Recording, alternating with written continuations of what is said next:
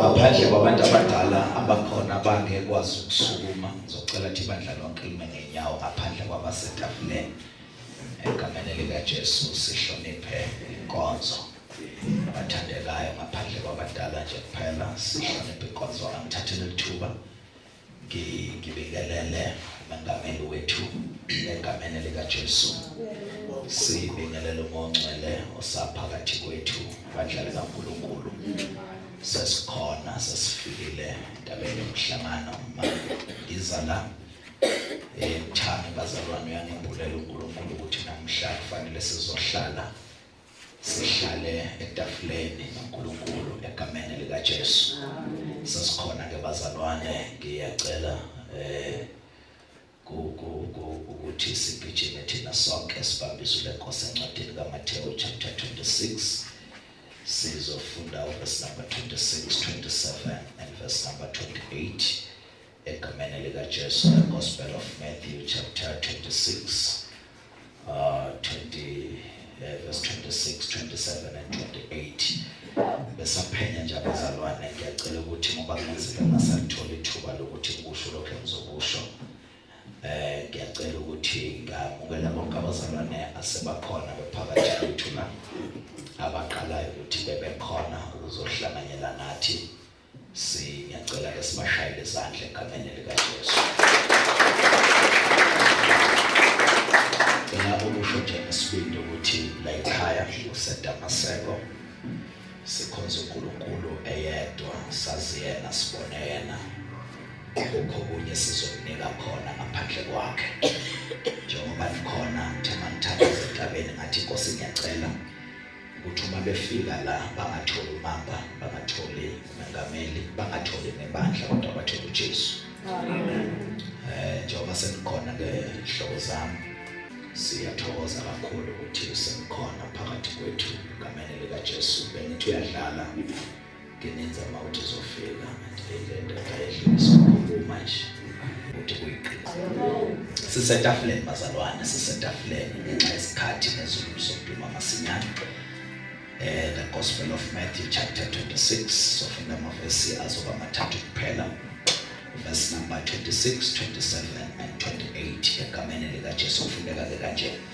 basadla uJesu wathabatha isinkwa wasibusisa wasihlephula wanika abafundi bakhe wathi thabathani nidle lokhu kungumzimba wami wayesathabatha isintsha wabonga wabanika wathi phuzani nonke kuso ngokuba lokhu kuyigazi lami lesivumelwano elithululwa ngenxa yabaningi kukho ukuthethelelwa kwezono Nkosi mayibusise ukufundwa kwezulayo bazalwane ngamagama lawa abhalwa umpostoli uMathewu ubhala ngobusuku bokugcina uJesu nabafundi bakhe abazogcinana ngabo bengakehlukani ukuhlukana kokufa nokuvuka kukaJesu iBhayibheli lithi bangena balungiselwa indawo ekamelweni eliphezulu mabelapha ekamelweni eliphezulu kwase kuyadliwa kuthiwa kwakuyisidlo sakusihlwa makusadliwa uJesu wenza into abangazange bayibona nabaqala ukuyibona sasidliwa isinkwa liphuzwa iwayini kodwa ngamagama akhulunywa uJesu uthabatha isinkwa. Ma ethabatha isinkwa kodwa amehlo akhe abheka kwenye indawo, nesandla sakhe umunwe wakhe ukhomba kwenye indawo. Uphethe isinkwa kodwa umunwe wakhe ukhomba yena. Uthi lokhu yisinkwa, kodwa uma esechaza ngalesinkwa usekhomba yena. Uyadlula lapho uthabatha iwayini eliphuzwayo okuthiwa alinamvubelo noma iwayini lesidlo. Uthatha iwayini kodwa mayebheka lona ushintshe focus, uthi lokhu akusile iwayini kodwa igazi. Ukuthi ukuze lento izophelela kuba nesinkwa, bese kuba newayini. So makuphelele akupheleli kahle kulolu hambo lukaNkulunkulu, bese kushintsha iform sekuba umzimba negazi. So ma ephethe iwayini shintsha amehlo abo, uthi angabe nisabona iwayini kodwa salinibona igazi. Sethi ningabe nisabona isinkwa kodwa bonani umzimba. Uthi ke uJohane mina ngisinkwa sokuphila. Ngamanye amagama manihle kuleli tafula anisadlanga isinkwa kodwa senidle umzimba wakhe. Bese ngithi akwenzeki udla umzimba wakhe bese kuyafela, ngoba wadla umzimba wakhe into ethi kufa yakhanselwa, ngoba udle into okuthiwa ngeyokuphila. So waze wadla yena igaranti yokuphila ingaphakathi kwakho, waphuza igazi lakhe. Akwenzeki bese uyafa ngoba igaranti yokuphila isingaphakathi. So na wadla yena, waphuza yena, akufeki noma umwathwa awumwabeki noma ucindezelo ucindezeleki, ngoba ngaphakathi kwakho kunento ethi ngiyaphila, kunento echalekile ngaphakathi. So akwenzeki udle bese uyafa, akwenzeki uphuze bese uyafa, ngoba abadlile baphuza abafi naphakade. Uthi noma befa bayophila, basuthi noma bekugubhe nomgodi kodwa wadla angeke ufe, waphuza akusafeki. Ingakho umbhala athi angeke ngife kodwa ngiyawuphila ngibalise nemsebenzi yakhe ngoba udlile. Bazalwane, masingene sidlweni sikhohlwa uMr Bread. Sabona uMr Bread, asabone Albani, asisabone Blue Ribbon. Saze lesinkwa sahlala kule tafula sishithi for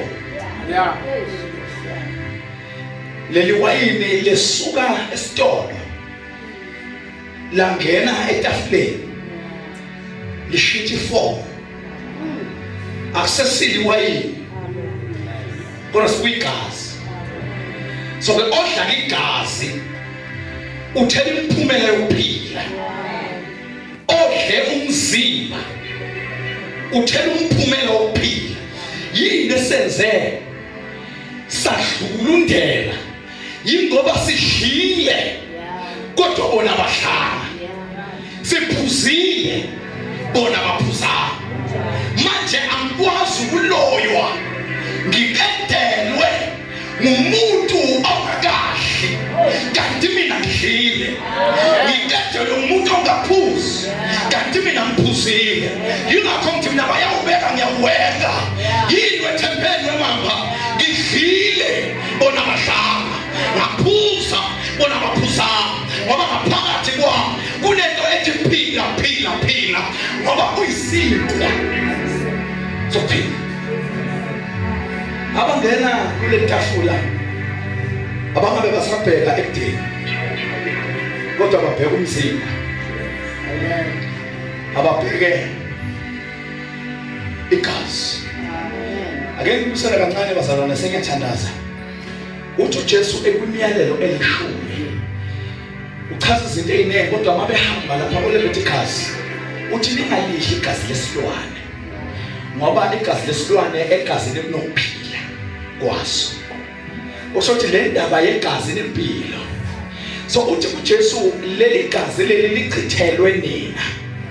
Ngamanye amagama udla igazi sukufaka ukuphila kwale silwane kuwe. Udla uphuza igazi likaJesu ufaka ukuphila kwaJesu ufake kuwe. Hey, bazalwane ngamaphindela amagama. Uphuza igazi lesilwane uthi uNkulunkulu ufaka ukuphila kwesilwane kuwe. So ingakho nabathakathi basebenzisa igazi ukugcaba umuntu uma benza imkhuba. Uyayiunderstand uNkulunkulu lento because uyayazi ukuthi operate kanjani. Uthi ungalidli igazi lesilwane ngoba ukuphila kwesilwane kusegazini laso. So ke mawudla igazi lesilwane usukuthatha ukuphila kwesilwane ukufaka kuwe. So now uthi ke uJesu lokhu ke igazi lami uthi thabathane ndebe iphuze nikwenze ngekhathi zonke ukuze ningikhumbule. Athi ke mayikhuluma kuJohana athi leli gazi nalesinkwa kungukuphila. Othothi wafaka igazi likaJesu ngaphakathi kwakho ufaka ukuphila kwakhe kuwe. Ufaka kanjani unento ephilayo ngaphakathi kwakho? Lesenza sambo wathasesabi ingoba kunento engaphakathi kithi ekududuza siwayarishwe nento ukuthi ukuphila. Siwayarishwe ngempilo. Masingena kulesihlalo noma kuleli tafula amehlo ethu asashintshile. Asisabona ukolweni kodwa sibona umzimba wakhe. Asisaboni iwayini kodwa sibona igazi. Abazophuza namhlanje ngifuna ukuthi noma ngabe zinganani intaba esibekwe phambi kwabo, noma ngabe ithuna lakhe bese lakhelwe indlu phansi, ngizothi mina engathi ungagibela phezu kwentaba uthi noma bengufisa ukufa kodwa asafeki ngoba into engaphakathi kwami ukuphila. Ngoba mase baba nokuphila ngaphakathi noma ufuna ukufa asafeki ngoba ngaphakathi nokuphila. Into ezosenza survive ilento ethi noma kuthiwa siye egodini kodwa kunento ethi kithi so lento yokuphila ayisesi choice. Wangena kule tafula lento yokuphila wangena kule tafula awusayikhetheli. Seyilo kuthiwa i-automatic because mawungena kule tafula kufanele uphile. Wangena nje kule tafula kuzokwenzeka into esimanga namuhla. Uzothi uyafika ekhaya elilinde ngezinto ezibhalwe ukufa kanti ngene wayalishwe ngokuphila. Kunezinto ezingeke zakwazi ukuhlala ngoba bezihlala nawe ngoba bezixhunyaniswa ukufa kuwe nokufa kuzo, kodwa by the time ungena asikwazi ukuhlala ngoba ngaphakathi kwakho kunento ethi ukuphila. Abakenayo kulesihlalo abazongena kule tafula bashintsha amehlo bebona umzimba wakhe ngoba odla umzimba wakhe waphuza igazi lakhe ngaphakathi kwakhe.